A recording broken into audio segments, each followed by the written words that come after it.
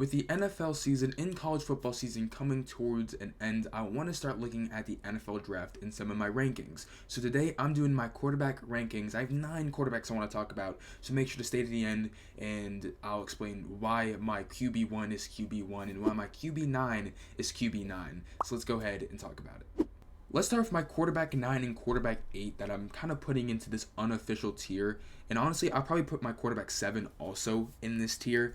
That's quarterback 9, Carson Beck, quarterback 8, Quinn Ewers, and quarterback 7, Jackson Dart. Let's start with Quinn Ewers and Carson Beck for now, and then we'll get to Jackson Dart a little later.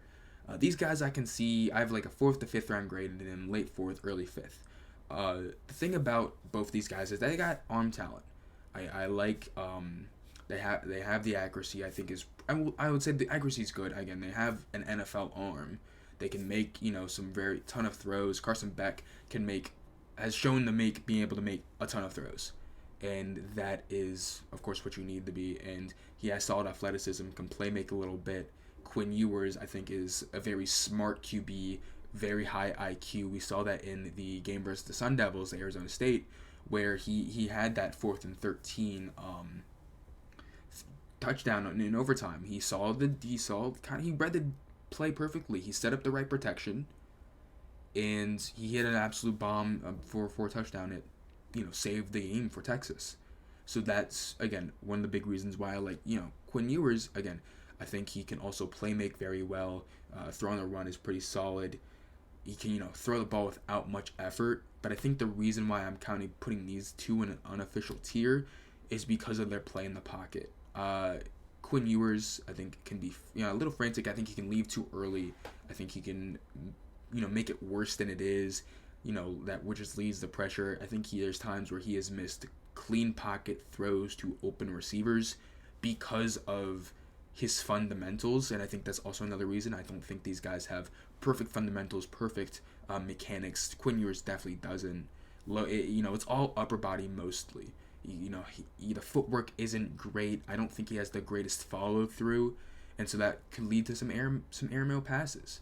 And I think that's kind of where I see Quinn Ewers, and that's the reason why I have him 8, which I think could be a little lower than a lot of other people. And then you talk about Carson Beck.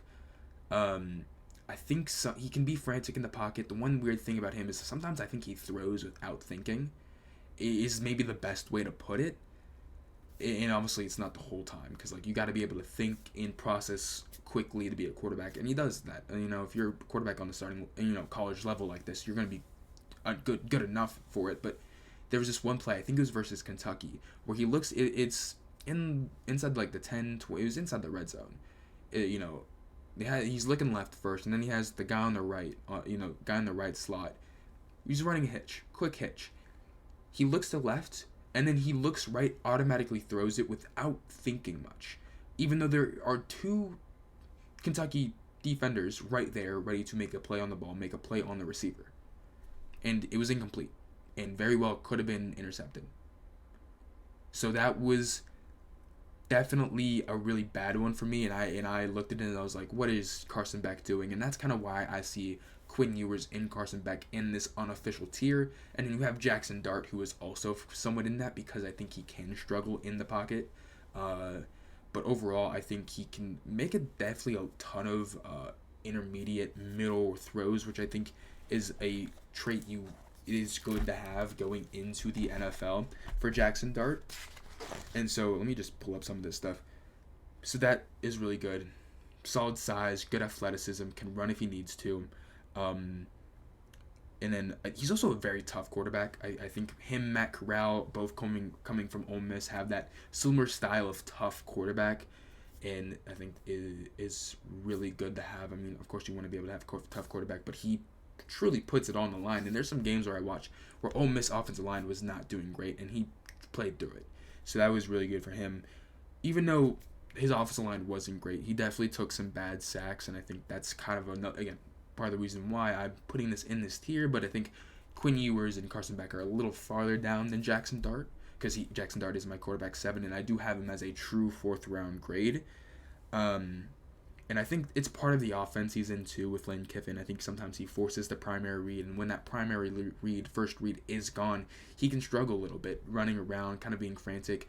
working in the pocket, and he does sometimes default to running the ball, and he is not some master, athlete at the quarterback position like Cam Ward or Jalen Milroe when we talk about this draft class, but even last year, Caleb Williams, Jaden Daniels, and some of these other guys that we see that have that kind of trump card that can run the ball if need be and can make it work.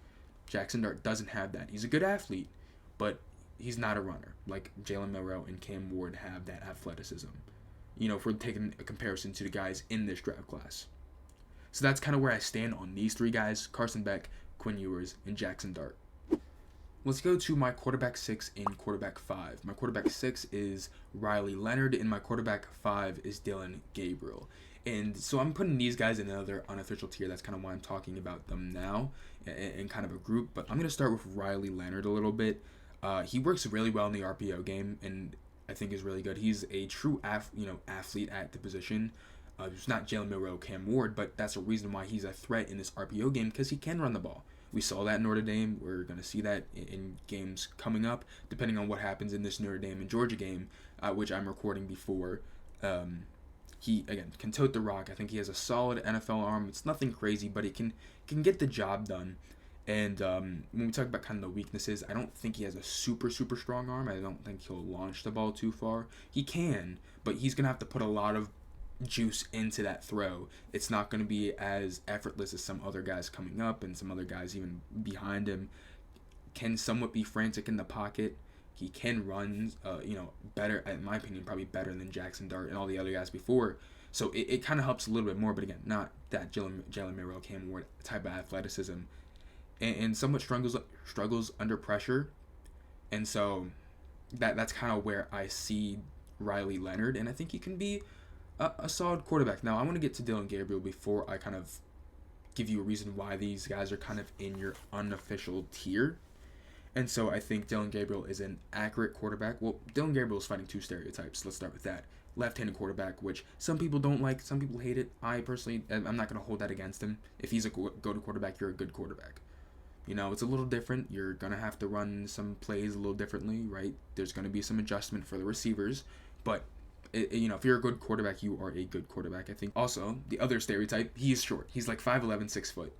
I was about to go away, but again, that's the thing that's like, and he's not a Bryce Young type of talent. So, and there were times where I think he couldn't see open guys or good throws because he was a little shorter and there was guys in the way.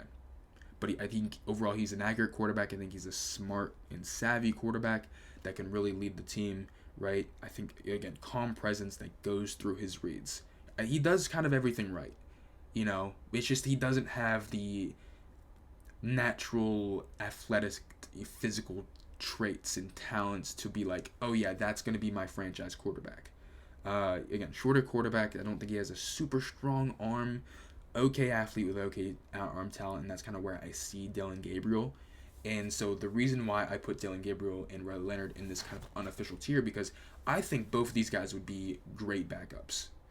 You draft him, I do have both of them true fourth round grade, so you draft them in the 4th, 5th round, you work in your offense, you get them as a backup, and if there's injuries and they can go in, they can keep the team afloat.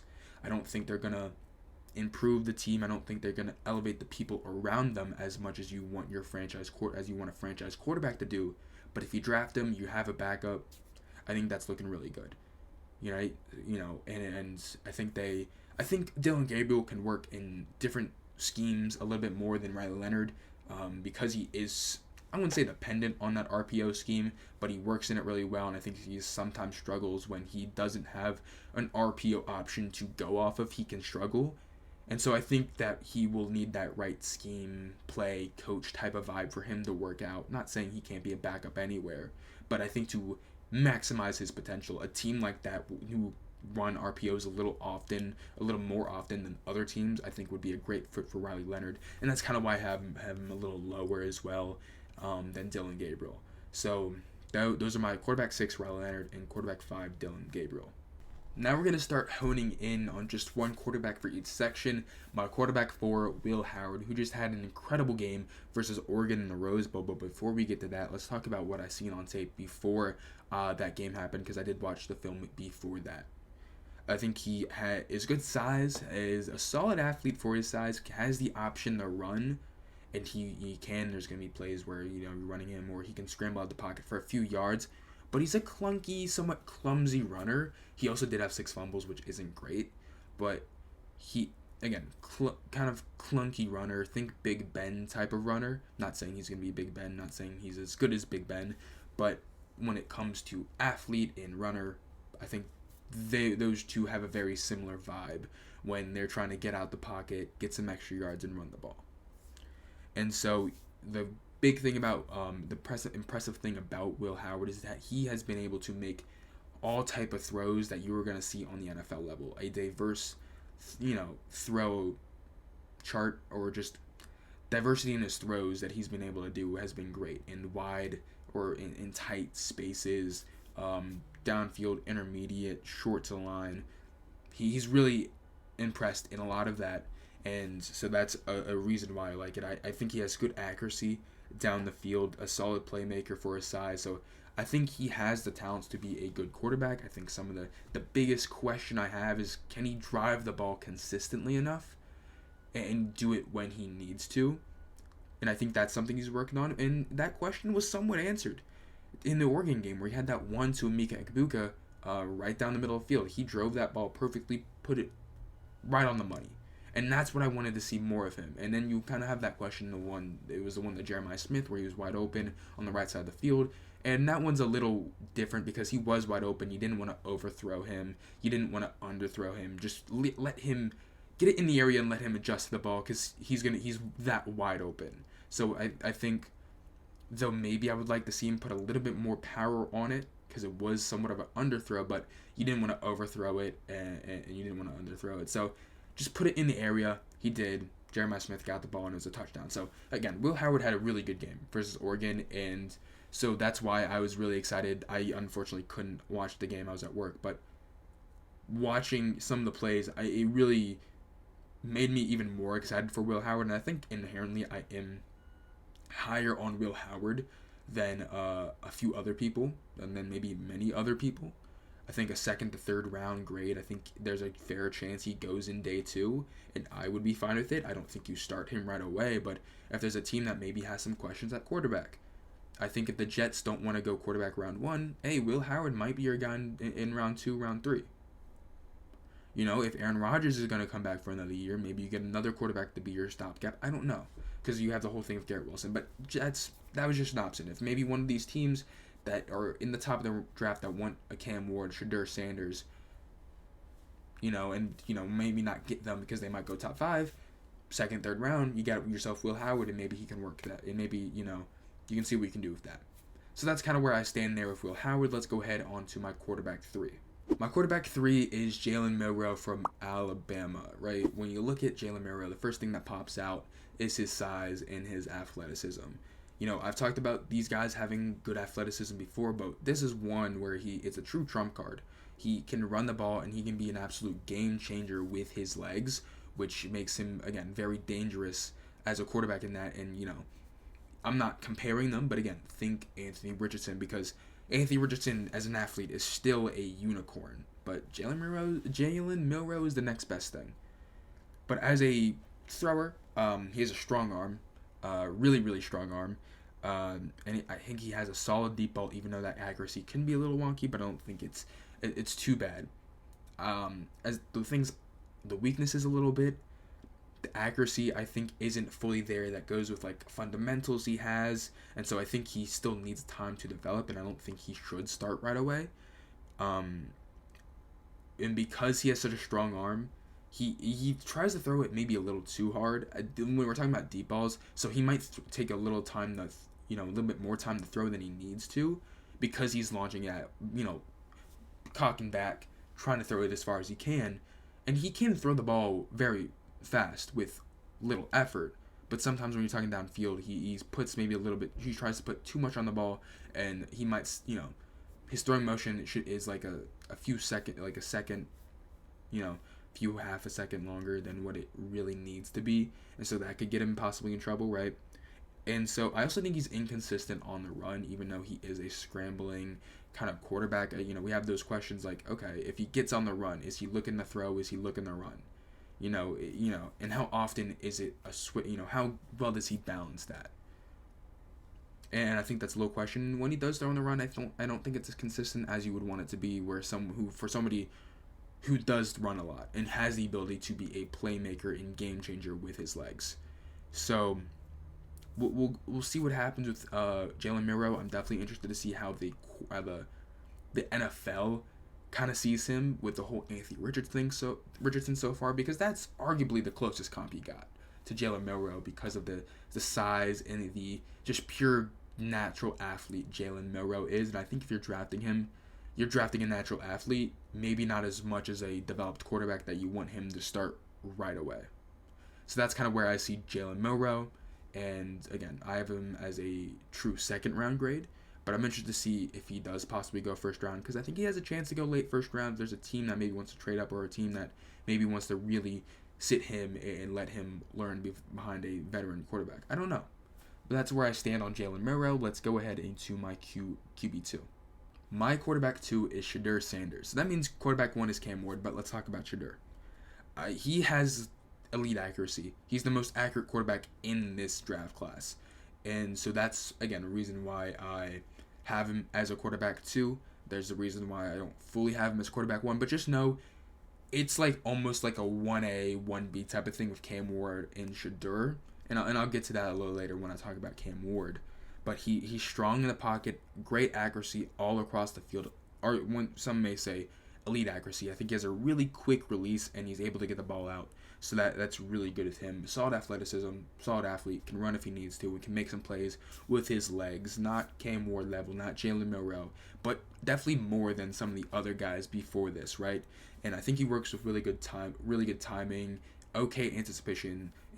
So I think that's really good when we talk about accuracy, timing, in terms of Shedeur Sanders. Sometimes can hold on to the ball a little long, even though he does have that quick release. He sometimes drifts back in the pocket, trying to look for a play, and then it leads to a sack. And so sometimes I wish he would just either roll out to his left or right, throw the ball away, look for other check down options if possible. So that's kind of where I see Shedeur Sanders. I don't think he has a super strong arm. It's not like average, but it's nothing crazy. It's nothing to write home about, but it gets the job done. It does get the job done with Shedeur Sanders. So that's kind of where I see Shedeur Sanders. Again, I think the biggest thing is just how accurate of a quarterback he is. And if that's what a team wants, I could see him being the first quarterback off the board when we talk about pure accuracy and working. And I think, again, some coachable things when it comes to the pocket, when it comes to just making a decision at times. And I get it. He wants to make a play. And he still can. But maybe instead of drifting backwards, look to run to the left or right, or again, throw the ball away, which I think he could do more even when he is scrambling, Shedeur Sanders. So I kind of want to make this transition to Cam Ward now as my quarterback 1. And the biggest thing about Cam Ward, and the reason why I have Cam Ward just a little higher than Shedeur Sanders, and I do have him, I have Cam Ward as a true first round grade, Shedeur Sanders first to second round grade, is just his chance with the explosiveness with his legs. He can be a game changer with his legs as well, and that's the main reason why I have him a little higher than Shedeur Sanders. Again, athleticism. He can throw on the run. He's good accuracy with throwing a run. He does have a strong arm. Can absolutely zip the ball into tight spaces. And threads the ball really well at a high level, and so that's what I really like about Cam Ward. To a good playmaker. I think he can improv well when it comes to either running, throwing on the run, and stuff like that. And so that also comes with solid pocket presence, knowing when to stay and get out of the pocket. I think he does a pretty good job at that for Cam Ward. Some of the maybe weaknesses there. I don't think he takes the check down as much as he should, and that there's multiple times where I'm like, okay, there's nobody open. You got to make a move. Throw it to your check down that's wide open. Or sometimes go through your thing quickly. You don't always need to take the chance of it possibly opening up downfield. Throw it to the guy that's wide open coming across the middle, on like a drag or something. And so that's kind of where I see that. I think he also does drift a little bit. But he does throw across his body a little too much, and he does have those really questionable and poor decisions that, making that he makes. So that's kind of his decision making at times can be really questionable, and that will be brought up when talking to NFL teams, of course. And fundamentally, he's just not super sound. It's not as bad as Quinn Ewers or Carson Beck, but if you're drafting if you're drafting Cam Ward, you will have to talk about that, fix that. But you just if the fundamentals, if you're super strong on fundamentals, Cam Ward's not going to be high on your list because it's not great. But other than that, he does so many things well, and that's the reason why I see Cameron Ward as probably just a late first round pick that's probably going to be picked in the top 5. I'm really interested to see how these quarterbacks are valued, because there are a lot of quarterback needy teams up in the top 5. You have the Browns, you have the Giants. Who else is that? Not the Patriots. Who's the Titans? I know the Raiders really want Shedeur Sanders, right? The Jets, they could be looking for a quarterback, and so it's going to be really interesting when we talk about these quarterbacks in this draft, and how this isn't a super strong draft class. It is definitely weak. Definitely not as bad as 2022's draft class, but isn't as good as last year's draft class. But those are my top 9 rankings for quarterbacks. I definitely want to take a look at some other guys. Kyle McCord, Curtis Rourke, Tyler Shug. I don't fully know how to say his last name. I don't think they're going to make huge jumps. I don't think they're going to be like quarterback 4, but I do definitely want to take a look at them. But those are my quarterback 9s, 9 to 1. So what are your rankings? Who's your quarterback 1? Do you think any of these guys should go first round? And comment that down below. Don't forget to like, subscribe, and watch out for more videos coming up. Peace out.